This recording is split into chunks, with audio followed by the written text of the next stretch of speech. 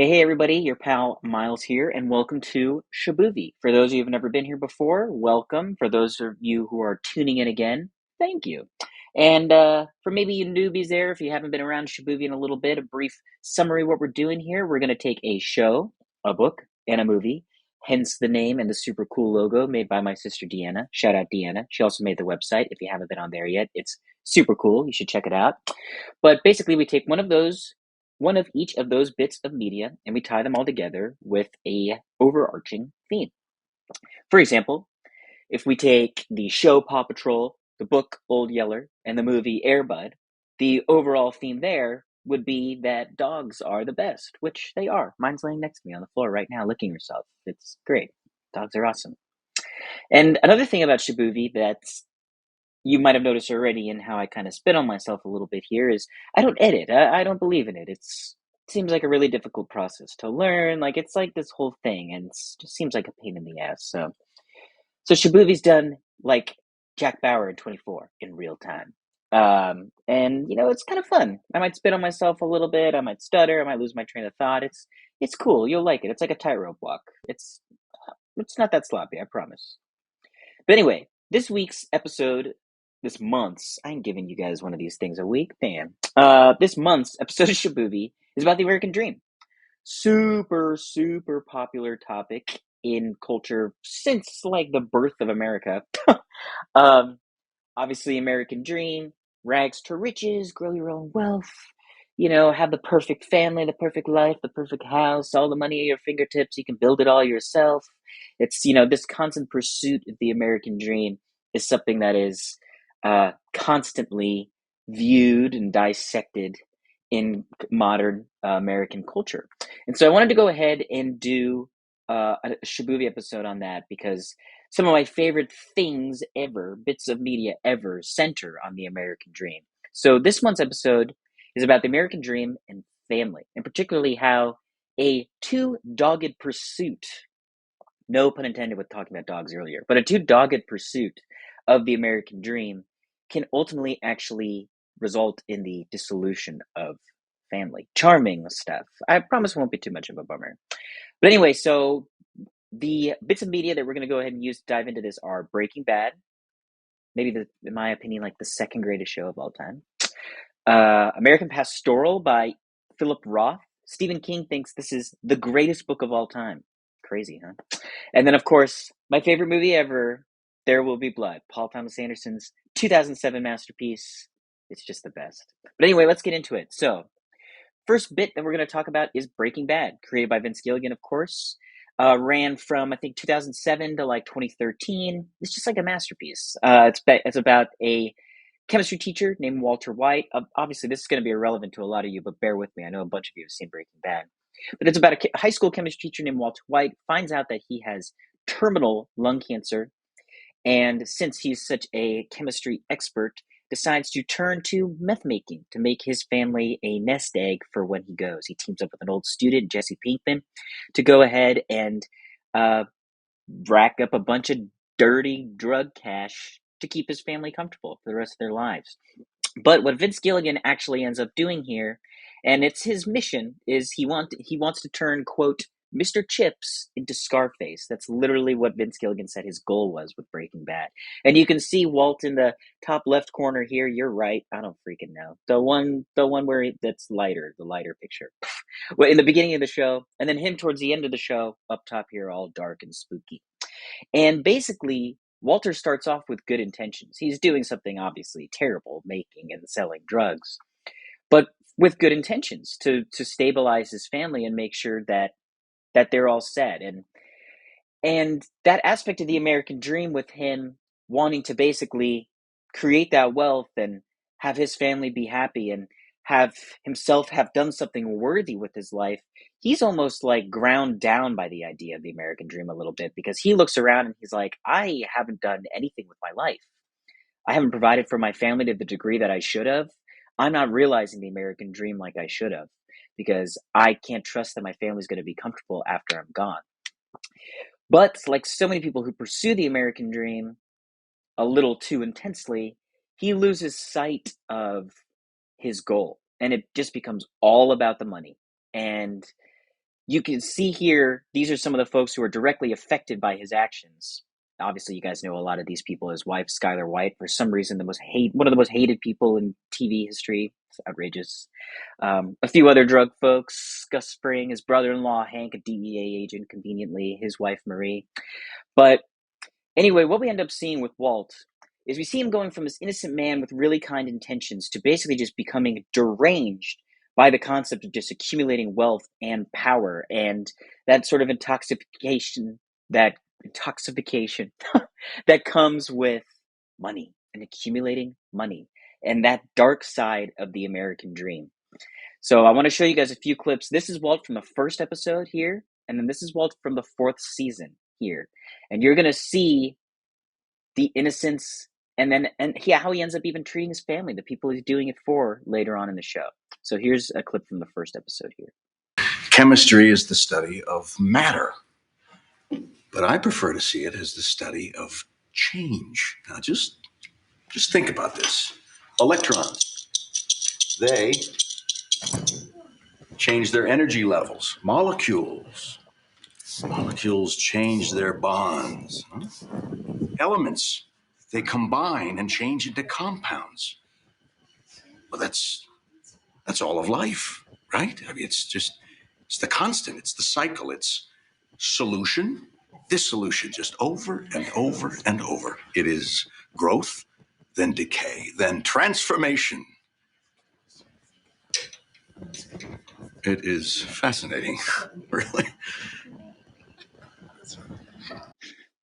So just a cute little nerd there. And there's obviously some serious ties when he talks about solution, dissolution, growth, decay, that obviously tie into some of the themes that we're talking about here.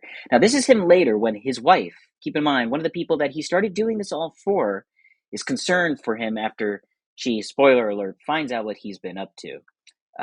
And you can see how much he's sort of lost his way. Walt, I've said it before. If you are in danger, we go to the police. Oh, no, I don't want to hear about the police. I do not say that lightly. I know what it could do to this family, but if it's the only real choice we have, if it's either that or you getting shot when you open your front door, don't want to hear about the police. You're not some hardened criminal, Walt. You are in over your head. No. That's what we tell them. That's the truth. That is not the truth. Of course it is. School teacher, cancer, desperate for money. Okay, we're done here. Roped into working for, unable to even quit. You told me that yourself, Walt. Jesus, what was I thinking? Walt, please, let's both of us stop trying to justify this whole thing and admit you're in danger. Who are you talking to right now? Who is it you think you see? Do you know how much I make a year? I mean, even if I told you, you wouldn't believe it. Do you know what would happen if I suddenly decided to stop going into work? A business big enough that it could be listed on the NASDAQ goes belly up. Disappears. It ceases to exist without me. No, you clearly don't know who you're talking to, so let me clue you in. I am not in danger, Skylar. I am the danger. A guy opens his door and gets shot, and you think that of me? No. I am the one who knocks. Woo! Immortal line there, for sure. It's good stuff. But basically, you see, he says it himself, like he is talking to the person that he started this all for, this concept of family and just providing for his family, that sort of aspect of the American dream. And suddenly it's all about the business. It's all about his power. It's all about his wealth. And all of a sudden, that positive side of the American dream has just gone off the deep end into him just being obsessed with his reach and everything that he's capable of as this big bad drug dealer. So Breaking Bad ultimately is a tragedy, and the American dream factors largely into that. Chemistry is the study of matter. Gosh, it always rough with these transitions. Gonna pause this one, and there we go. Okay, great. All right, now we're on to books. American Pastoral.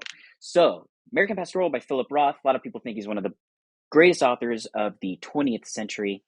And a lot of people think this is his best book. And it's pretty amazing stuff. He does some really great stuff, point of view here. It's pretty incredible. But Basically, what American Pastoral is about is we have Swede Lvov, who is played by Ewan McGregor in a movie that I admittedly haven't seen. I heard it wasn't very good, but but he directed and wrote it. He's a big fan. Anyway, but he plays Swede, who's basically this like American ideal. He's like this ex-football player, this like huge, handsome guy that like all the women fawn over. He ends up marrying a previous Miss New Jersey, I believe, and they have a beautiful little family. And he inherits his father's shoe business, and it's just like they have a perfect, wealthy, beautiful life. But similar to Walter White in a way, Swede loses his way a little bit because he sort of and all his whole family sort of just starts to mail it in. They're like, we have it all. Things are wonderful. Like, we're perfect. And they stop trying to get to know one another. And Philip Roth really shows the disconnection by diving into points of view from all the different characters. Dawn, his wife. I think we get a little bit of Mary, his kid. We obviously get a bunch of Swede. We even get like in-laws, different members of the family. It's really interesting. But basically, Philip Roth is showing that it's not just about success. Like, you have to still continue to try. And as silly as that is, a lot of people fall into this trap. You know, it just becomes about achieving success and wealth and at least superficial happiness, where you stopped even considering what should be happening and how you should be even conducting small conversations or interactions with people or checking on your loved ones, maintaining your bonds with your loved ones. And that's what ends up happening here because Dawn and Swede, they become pretty estranged. And the driving force in that is their daughter, Mary, this perfect little blonde, beautiful little daughter who, as she grows up, because she's felt so disconnected from society because of how isolated they've become, because of how lazy they've become, because of their success, she ends up becoming a literal terrorist. She plants a bomb at a post office that kills people.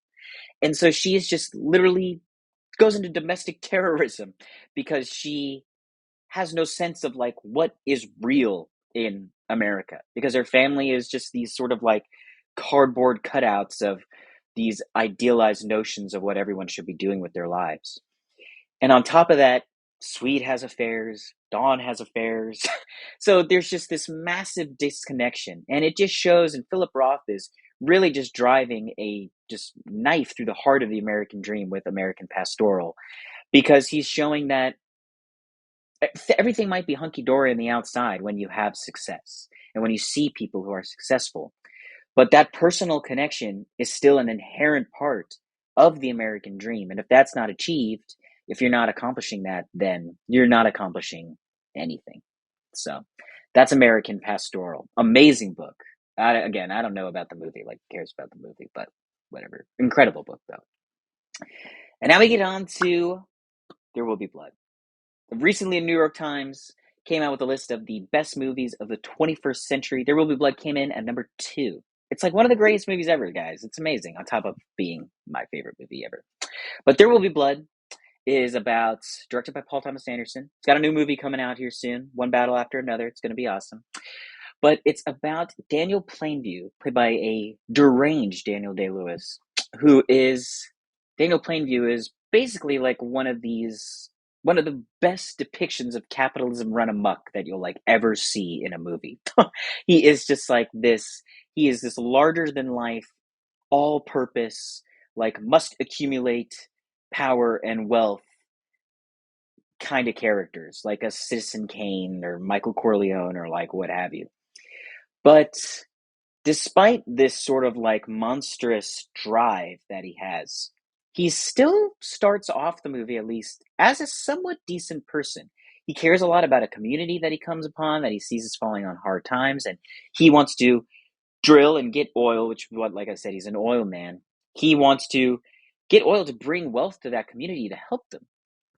Also, and this is perhaps the biggest point of what I'm going to get into here, he has his adoptive son, H.W., who he has as his business partner. And this is like the heart, as in like the beating heart, the emotion of There Will Be Blood. Because as much as deranged capitalist as Daniel Plainview is, he has this soft spot for his son. And as ruthless as you see him be towards other people, even though this literally isn't his son, it's a baby that he found in a basket that belonged to a different oil man that died in a well. It's a whole thing in the beginning of the movie. But he raises the son as his own, raises HW as his own. And when you ever see him break or become vulnerable in There Will Be Blood, it's in reference to his son HW, such as when he goes deaf in a explosion at one of the oil derricks. He is visibly, at multiple points, very torn about how to care for him and how to help his son deal with the pain and what he's going through. But similar to our boy Walter White, eventually the wealth and that American dream of building yourself into a power in America ends up overwhelming the best part of Daniel Plainview, which is his love for his son. And I wanted to show you guys that in a few clips. Because you can see here on the clip on the left is going to show Daniel him reckoning in church. This is a great scene. With having basically he just sends HW off to a camp for the deaf instead of dealing with him because he's affecting his business. That's when the cracks really start to show. But you see, there's some earnest guilt here in how he feels about having done that to HW. Say it. Say it. I've abandoned my child. Say it louder. Say it louder. I've abandoned my child. I've abandoned my child. I've abandoned my boy. It's like one of the best performances in a movie you'll ever see, by the way. He won an Academy Award on top of a billion other things. He's amazing in this. But then we jump to the end of the movie, which actually takes place about 20 years after the events, 10 years after the events of a majority of the film, where HW decides that he wants to go ahead and move to Mexico with his wife, start his own oil business in Mexico, and of course, with his businessman daddy, that doesn't sit very well. And that, well, let's just watch. I know you and I have disagreed over many things. I'd rather keep you as my father than my partner. Then say it. You've got something to say to me, then say it. I'd like to hear you speak instead of your little dog. Woof, woof, woof, woof, woof, woof, woof.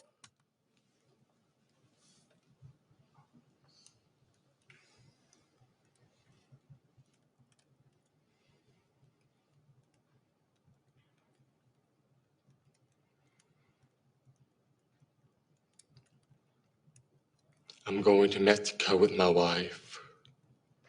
I'm going away from you.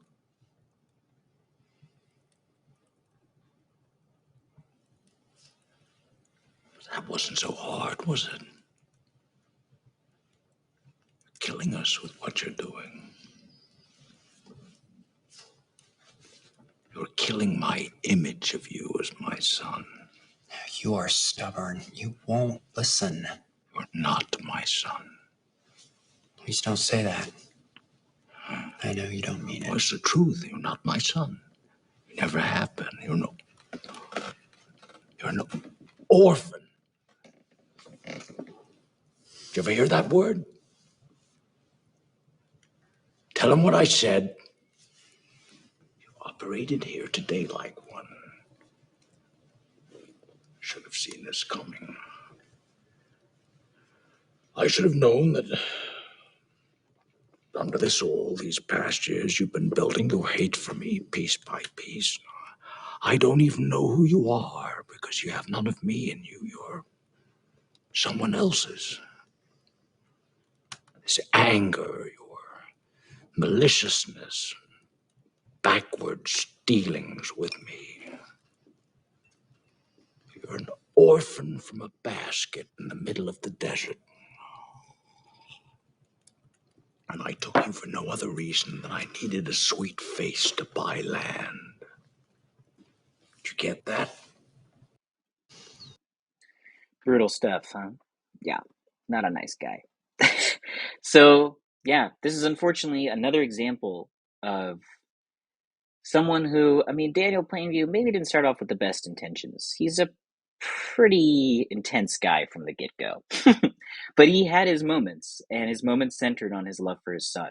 And those are gone by the end of the movie because it was all about the power and the wealth and accomplishing this rags to riches American dream, which, as we've seen here, isn't maybe as fulfilling when you're not thinking about what should matter most, which is your family. So we're going to listen to both these clips again really quick. I got to do this, and click it again, do that. I'm sure there's a way to figure that out. And anyway, okay, so that's this week's episode. No, it was kind of long. Hope you enjoyed it. But I had to talk about these things. You know, it's like some of my favorite things in the world. Breaking Bad, There Will Be Blood, so good. I actually have a list of my favorite movies and shows ever. If you want to check them out, they're on the website. There Will Be Blood's right on top. Breaking Bad is just a shade under the top on the show list. But anyway, thanks for coming. Hope you guys enjoyed it. Hope you dug it if it was your first Shabuvi experience. If you want to follow Shabuvi, basically the website is chock full of these episodes as well as just a bajillion reviews for books and shows and movies that I've been reading and watching lately. So go ahead, check it out on Instagram, Facebook. The website's awesome, like I said. But I appreciate you guys coming on. And until next time, adios.